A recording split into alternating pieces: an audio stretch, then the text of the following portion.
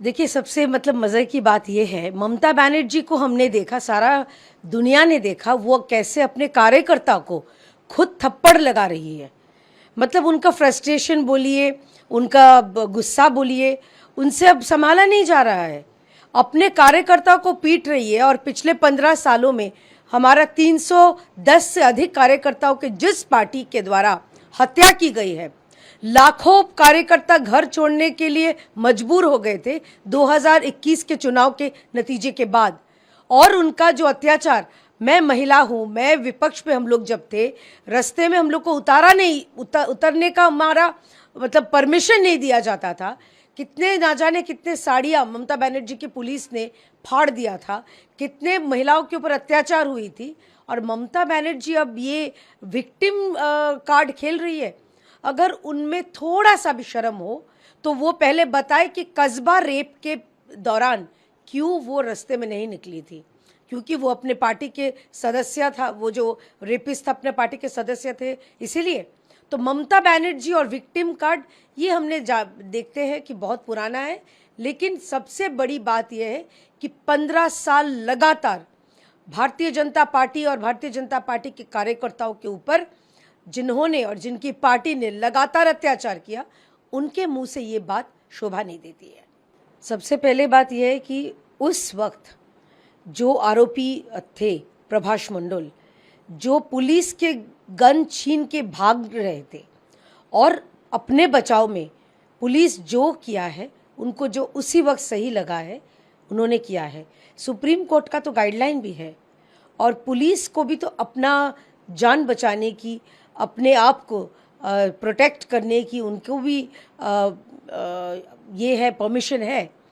तो पुलिस उस वक्त जो उनको सही लगा था उन्होंने किया है। अब विपक्षियों को सबसे मुझे अजीब लगा कि विकास रंजन भट्टाचार्य, वामपंथी राज्यसभा सांसद थे, वामपंथी नेता है, वो बीफ खाने वाला विकास रंजन, उन्होंने ये रेपिस्ट को भद्र लोग बोल रहे हैं। मतलब सीपीएम के आंखों में ये जो रेपिस्ट है, जो बच्ची 12 साल की बच्ची का बलात्कार किया, सामूहिक बलात्कार में उसका नाम था, उसको भद्र लोग कहते हैं। तो सीपीएम और टीएमसी ये दोनों का मिली भगत है। वो नहीं चाहते कि रेपिस्ट को उनको सज़ा मिले। हमने देखा है कामदुनी में क्या हुआ था।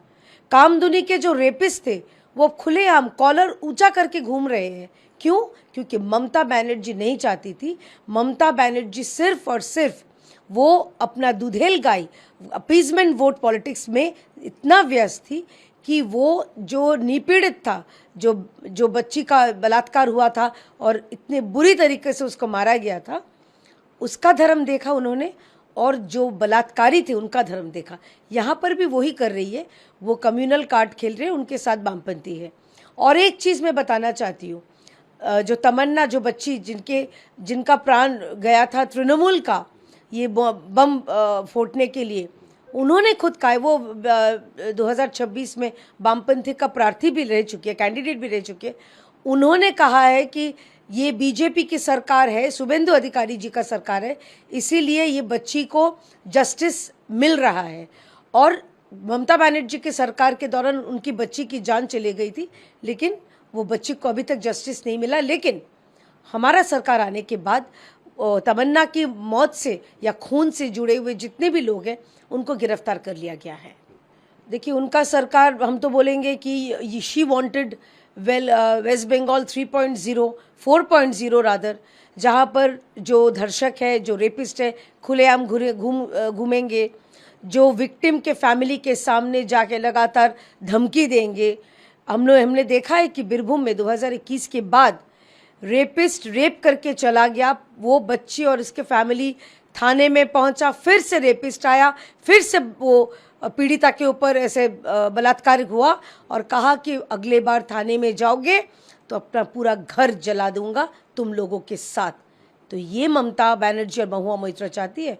और महुआ मोइत्रा वो तो I will say welcome to Tihar. उनका वेलकम टू तिहार कब होगा? जो संसद के सदन में अपना लॉगिन बेच के उन्होंने सवाल पूछा था, उनको क्या अधिकार है कि ये पूछने वाला? मैं ममता बनर्जी को क्यों नहीं पूछा कि आपने जो कामदुनी के रेपिस्ट को फांसी में क्यों नहीं टंगाया, बल्कि ममता बनर्जी तो कामदुनी के घटना को छोटा घटना कहती थी।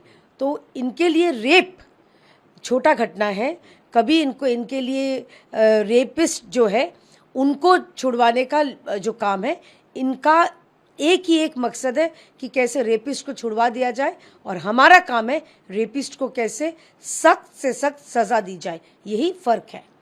देखिए, अगर कोई चोरी का किताब लिखा हो, मतलब लिखने का कब जब ये होगा, तो ममता बनर्जी और तृणमूल का नाम सबसे आगे आना चाहिए कि चोरी के नए नए उपाय कैसे हाथ घुमा के लोगों को, ताकि जो एजेंसियां हैं वो इनके पीछे नहीं पड़ जाए, कैसे हाथ घुमा के चोरी सफाई से किया जा सकता है, वो पश्चिम बंगाल की 15 साल की ममता बनर्जी की सरकार, ममता बनर्जी और उनका भाईपो सोना बनर्जी, सब ने दिखा दिया है।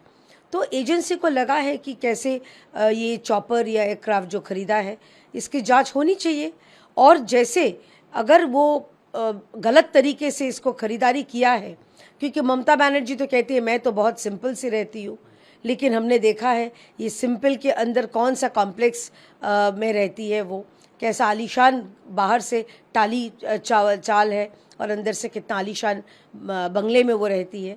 तो ममता बनर्जी और अभिषेक बनर्जी और तृणमूल के बाकी ये सारे लोग, हम जानते हैं कि सिंपल लिविंग और हाई थिंकिंग नहीं है, इनका high thinking and low, high living and low thinking है। तो ममता बनर्जी या तृणमूल पार्टी अगर ऐसा कुछ किया है तो जांच होनी चाहिए और सख्त से सख्त इसका कार्रवाई होनी चाहिए।